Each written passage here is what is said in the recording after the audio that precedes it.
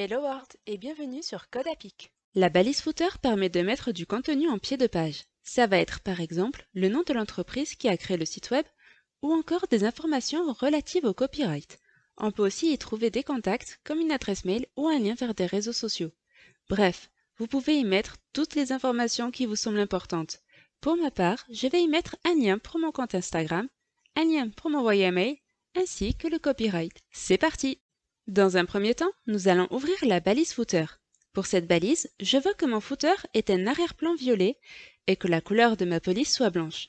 Je fais ce choix-là car j'aime lorsque mon footer se différencie bien des autres parties de mon site web. Je trouve que ça permet de faire un rappel de certaines informations importantes. J'ouvre donc une balise footer et j'y ajoute style égale background-color de point purple. Et on n'oublie toujours pas le point virgule. Je vais donc avoir un arrière-plan violet. Ensuite, je vais créer un menu. Et pour cela, je vais lui donner la dimension que je souhaite, soit 1500 px pour bien prendre la place dont j'ai besoin.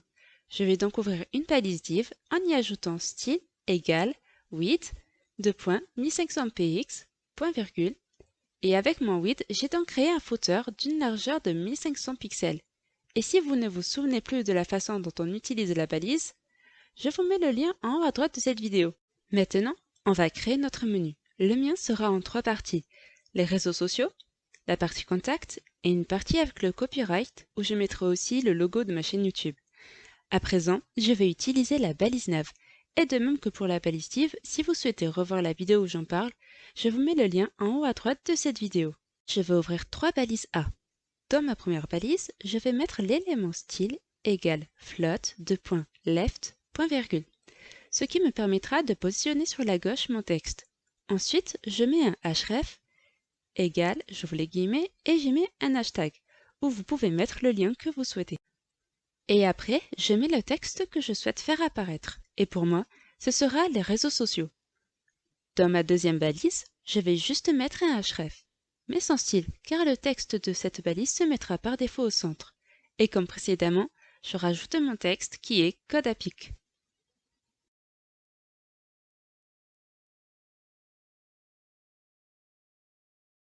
Et pour finir, dans ma dernière balise A, je mets un style égale float de point right pour que mon texte soit à droite. Et je termine en ajoutant aussi un href et un color de point white pour rendre ma police blanche, et j'ajoute en même temps texte-décoration de point none pour éviter que mon texte ne devienne bleu après qu'un utilisateur ait cliqué dessus.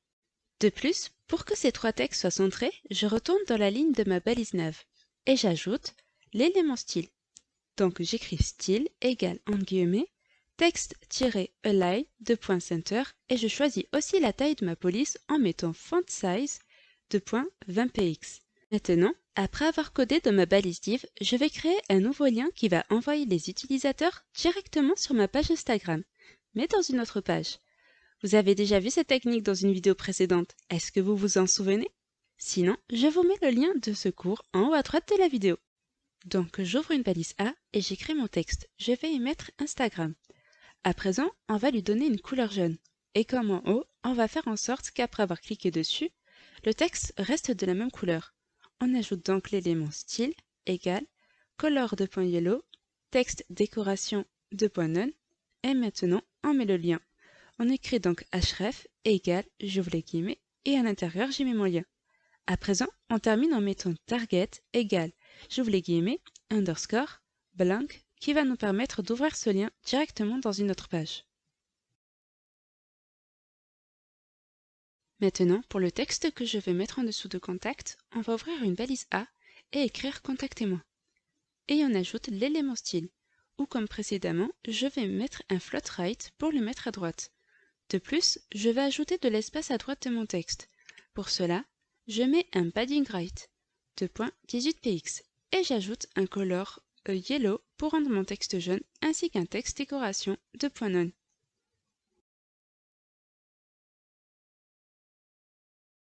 À présent, regardez bien ce que je vais faire. Je vais utiliser une fonction de la balise A que l'on n'a pas encore vue.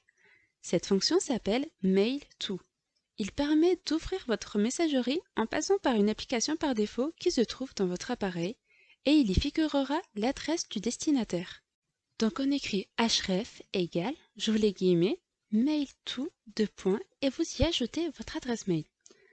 Du coup, à partir de votre site web, les utilisateurs pourront vous contacter par mail. À présent, je vais ajouter une image. On ouvre donc une balise IMG et on ajoute l'attribut src avec le chemin de notre image. Pour ma part, ce sera image/logo.png. Mais je ne vais pas m'arrêter là. Je vais lui donner une dimension avec une largeur de 250 px et une longueur de 200 px. Mais je vais aussi lui rajouter un petit espace à gauche de 70 px en ajoutant un padding left. Ensuite, je mets un display block qui va aider mon image à se centrer et j'ajoute aussi un margin auto pour définir par défaut les marges afin d'éviter qu'elles soient décalées.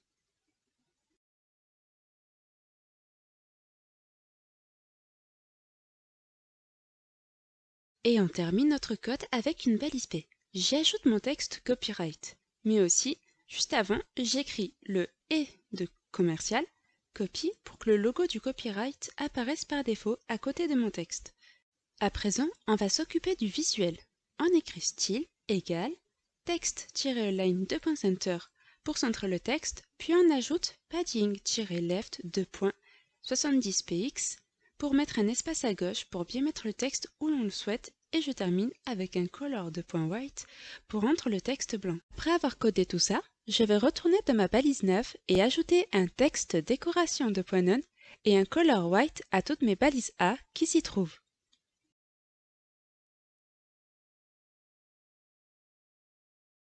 Et bien sûr, les dimensions ou les espaces que je mets peuvent être différents pour vous en fonction de la taille de votre écran.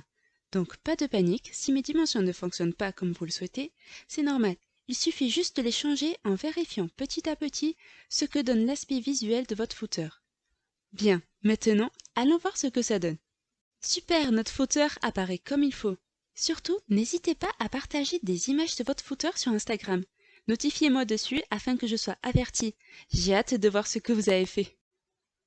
Et avant de terminer cette vidéo, j'ai une annonce à vous faire. À partir de vendredi prochain, on parlera du CSS. C'est un langage qui vient styliser le HTML.